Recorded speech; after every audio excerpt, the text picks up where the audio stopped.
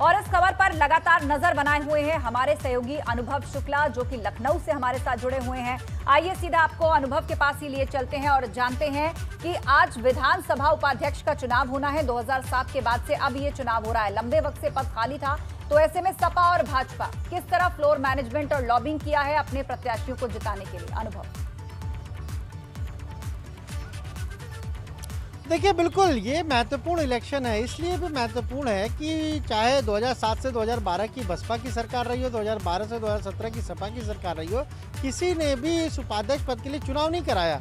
और अब जब हम कहें कि इस सरकार के 3 या 4 महीने का कार्यकाल बचा है, तब ये चुनाव सरकार करा रही है। और ख़ासतौर से अगर आप देखिए, बीजेपी ने जो स्ट्रेटजी अपनाई है वो ऐसी स्ट्रेटजी है जिससे वो कई, चाहे विरोधी हो चाहे अन्य लोगों, उनके सभी के कहीं ना कहीं जवाब देने की कोशिश की है।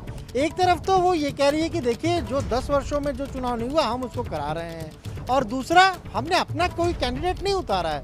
हमने जो परंपरा है, संसदीय परंपरा रही है, उसी के मुताबिक जो सबसे बड़ा विपक्षी दल है उसके सदस्य को ही वो चुनाव मैदान में उतर रहा है, तो हमने उनको समर्थन कर दिया। क्यों? क्योंकि समाजवादी पार्टी अपना कैंडिडेट नहीं उतार पाई। अब समाजवादी पार्टी कह रही है कि ये तो परंपराओं का निर्वहन नहीं कर रहे हैं, कभी चुनाव होते नहीं थे। अगर हम बात करें तो तकरीबन 1984 में आखिरी बार चुनाव हुए थे, 37 वर्षों बाद ये चुनाव हो रहे हैं। सबकी अपनी अपनी बातें हैं, लेकिन आज जिस तरीके से अगर हम बताएं, हम विधानसभा के बाहर ही मौजूद हैं और ये जो विशेष सत्र एक दिन का बुलाया गया है, देखिए इसमें एक अध्यादेश भी आना है और चुनाव भी होना है, निधन की सूचनाएं भी हैं। पूर्व मुख्यमंत्री कल्याण सिंह का निधन हुआ, तो आज विधानसभा में उनको श्रद्धांजलि दी जाएगी। फिर उसके बाद इलेक्शन होगा, चुनाव होगा, और ये विधानसभा अध्यक्ष के ऊपर डिपेंड करता है। देखिए, वैसे ये गुप्त मतदान होता है, पर अगर विधानसभा अध्यक्ष को लगता है तो ध्वनि मत से भी इस चुनाव को करा सकते हैं। और तीसरा जो सबसे महत्वपूर्ण है, जो अध्यादेश लाया जाएगा, उस पर भी चर्चा होगी।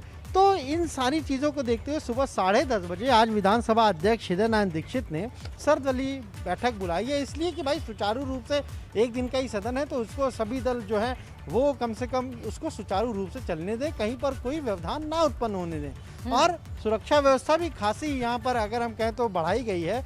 ट्रैफिक जो है उसे भी, ट्रैफिक व्यवस्था को भी बदला गया है।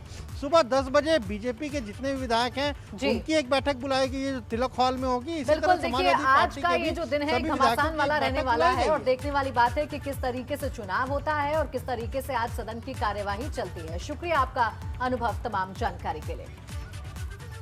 और चलिए अब खबरों में आगे बढ़ेंगे, बात करेंगे संयुक्त किसान मोर्चा का देश भर में रेल रोको आंदोलन का ऐलान है। लखीमपुर हत्याकांड में गृह राज्य मंत्री की बर्खास्तगी की मांग किसान उठा रहे हैं। तीनों कृषि कानून वापस लेने की भी मांग किसान उठा रहे हैं। सुबह 10 बजे से शाम 4 बजे तक रेल पटरियों पर प्रदर्शन किया जाएगा। देश भर में किसानों का ये जो आंदोलन है वो जारी रहेगा।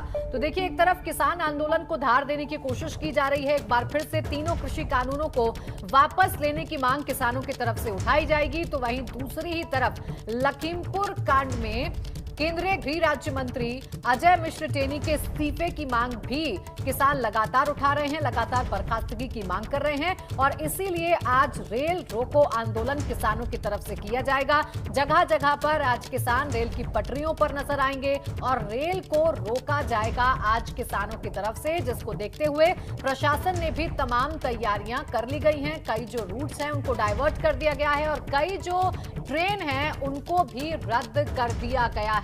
तो लगातार प्रशासन भी अब तैयारी कर रहा है, शासन प्रशासन ने भी तैयारी कर ली है। और इसके साथ ही साथ आपको बता दें कि किसान जो हैं वो भी पूरी तरीके से तैयार है।